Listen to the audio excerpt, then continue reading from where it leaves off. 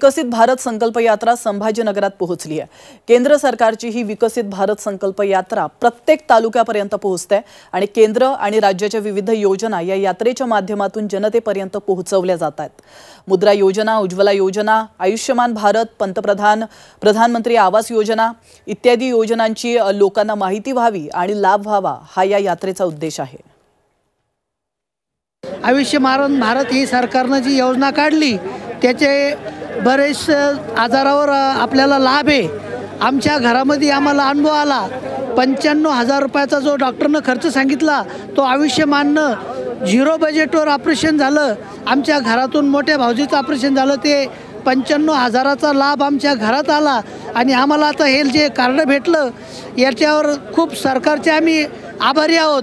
मला गॅस भेटल्यामुळं भरपूर सुविधा भेटली।